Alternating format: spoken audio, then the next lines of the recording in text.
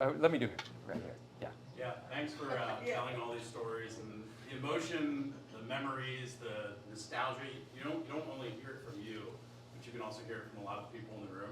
Definitely. So I really appreciate that. My question is, do you think that is something that is unique to baseball or unique to Baltimore, or maybe a little mixture of both? That's a great question. I feel, because I've thought about that a lot, because here I am, all I'm writing is nostalgia. At this point, I'm basically talking about the old Orioles. And so why is it so popular? Why is it so popular? So I think there is something about baseball that does stir. It just, and listen, I worked for a football team, and how many books have I written about football, but I think baseball gets in your soul a little bit more than football. Now, there'll be people, I'm sure have plenty of arguments about that. There'll be people who will disagree with me. That's my take on it. I think it gets in your soul a little bit. So, and I also think Baltimore is unusual. I think, the relishing, part of it is, again, haven't been back to a World Series since the old is what we got. It's been tough. But when I interviewed people, a great interview in my new round of interviews, I did Buck Showalter, who is, of course, very insightful. And he said I'm not sure there's a better place to play. And just in terms of people love baseball, he said, I love Buck, okay, just flat out love him. And he said, people there, they just don't want to be lied to. That was his comment. They don't want to be lied to. They want to be, if you're going to have a team and you think it's going to be good, tell them, don't have to say it, show it.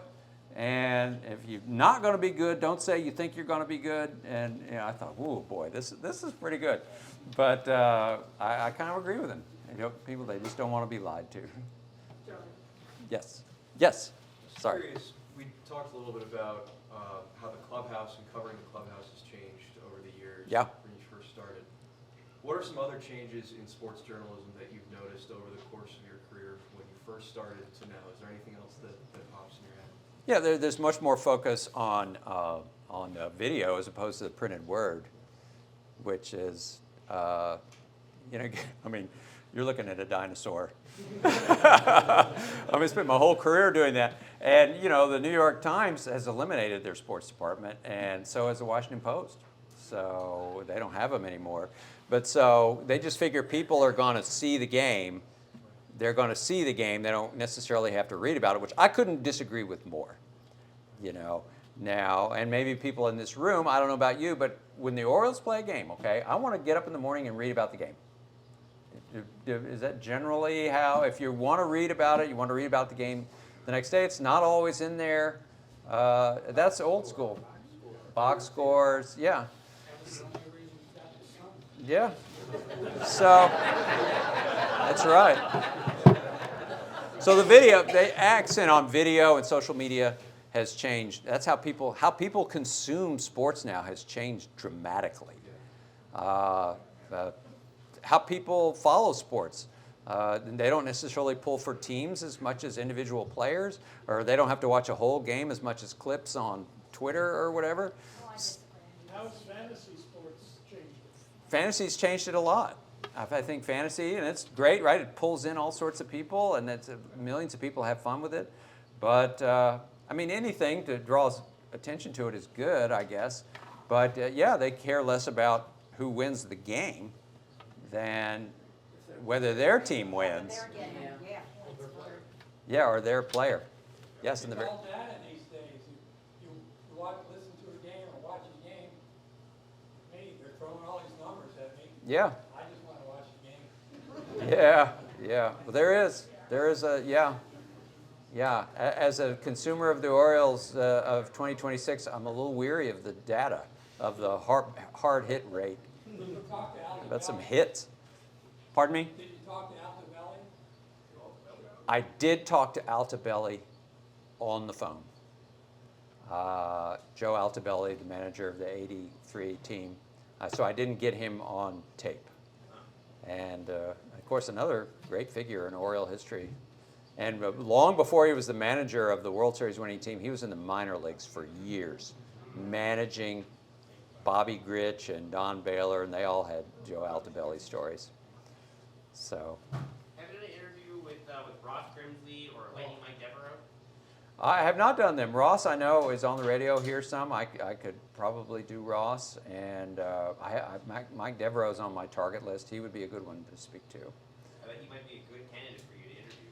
Mike Deveraux would be good, very good, and yeah, I mean, and it's very interesting to talk to some of the African American players too as well. Like for instance, on my list of people I interviewed is Joe Durham, who we're going way back. Okay, Joe Durham is the first black player to hit a home run for the Orioles. He did it in 1954, and he wound up working for the team years. He sort of didn't have much of a career. He wound up working for the team, and he was in the press box night after night doing some scouting or some type of work. And so I got to know Joe and interviewed him, and it was very interesting to talk to Joe Durham about being a black player on the Orioles in 1954. And he told a story that he would lunge at pitches. He was lunging at pitches. And so to get him to stop, they tried something after a game one day. I am not making this up. They tied a rope around him in the batting cage and tried to see if that would keep him from doing that. And then after they did that once, somebody said, the optics of that are not good. You should not be doing that. And so Joe Durham was very interesting to talk to. So anyway, Yeah, we played 1 year, but how about Reggie? Reggie, I would give anything for Reggie. I would give it. Reggie's very hard to reach. I would love to reach Reggie because Reggie had a connection in Baltimore. Reggie Jackson traded here in 1976. A lot of people don't know. He played a summer of amateur ball here in 1965. Yep, he was on the team. Walter Youse was the manager, and I did interview. Walter is in the archive. I have an interview with Walter. And he talked about Reggie. He knew Reggie. He thought he could have gotten Reggie to come sign with the Orioles. I was disappointed when he left. Yeah, he was a good player. As always, interesting character. Yes? The Orioles, how far do they go back? I have a picture of 1945 Orioles. 1895. Well, those are minor league Orioles. International League, AAA. The Orioles, the current Baltimore Orioles moved here in 1954. St. Louis Browns. And so I just recently posted an interview. I felt I was 2 years into this project. I needed to tell the prequel. The prequel to Oriole history is they were involved, the same franchise. If you look it up like on the internet, probaseballreference.com or whatever, it's 126 years of baseball in this franchise. And 70, however many in Baltimore, 52 in St. Louis as the St. Louis Browns. So I interviewed the guy. There is a St. Louis Browns fan club and historical society that has 500 members. All right, they have luncheons. They haven't